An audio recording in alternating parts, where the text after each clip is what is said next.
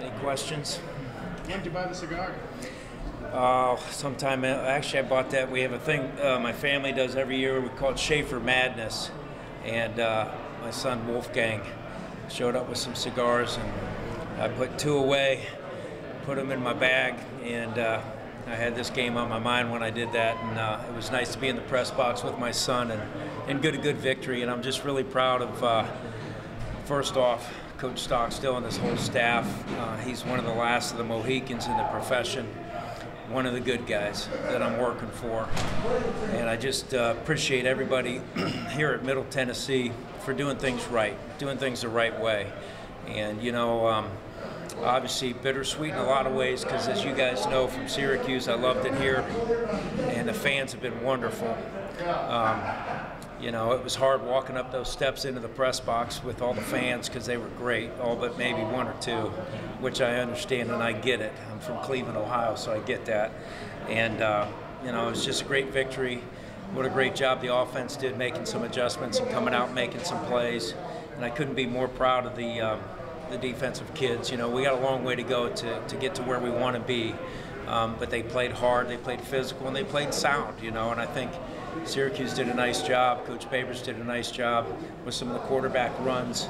And, you know, like I said, bittersweet seeing those kids, you know, seeing Eric and Stevie, and I hope Stevie's okay.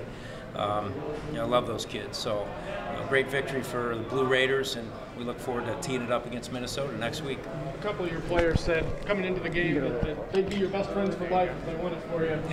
You've had a lot of big wins just over your career. Where does this one kind of stack up? Well, shoot, you know, it's the best win right now, that's for sure. You know, and I hope we can say the same thing next week, you know, going to Minnesota. But, you know, it's a wonderful profession when you focus in on the kids and what's important, and that's developing young people to be strong young men and be better off for their experience, you know, whatever college they played at. And it was difficult today for me, you know, going out on that field and having all the boys come over and say hello and all those things, but that's what it's all about too, you know. It was never about anything more than the kids, the players.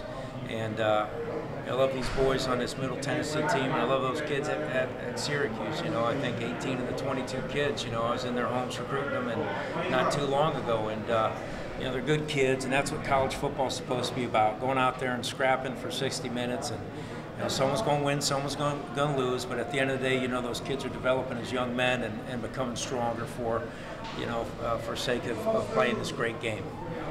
So that second cigar for Wolfgang? That's correct. Do you know what, I don't know cigars, what kind of cut it is? I got no idea. I got no idea. Sorry to blind you there, Coach. No, you're okay.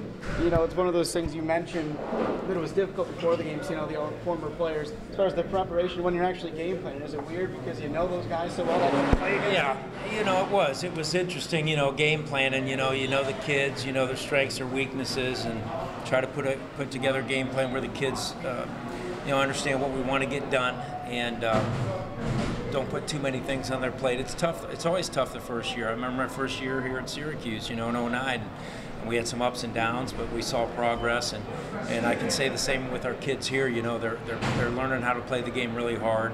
They're learning how to play it sounder. We didn't do a good job, and I made some mistakes in the one drive especially, but I was really pleased with the way the kids, you know, really toughened up when we needed them to. And so it was, like I said, bittersweet in a lot of ways, but far more sweet than bitter right now, you know, being on this Blue Raider team right now. We haven't talked to you since, you know, the BC game. Yes, sir.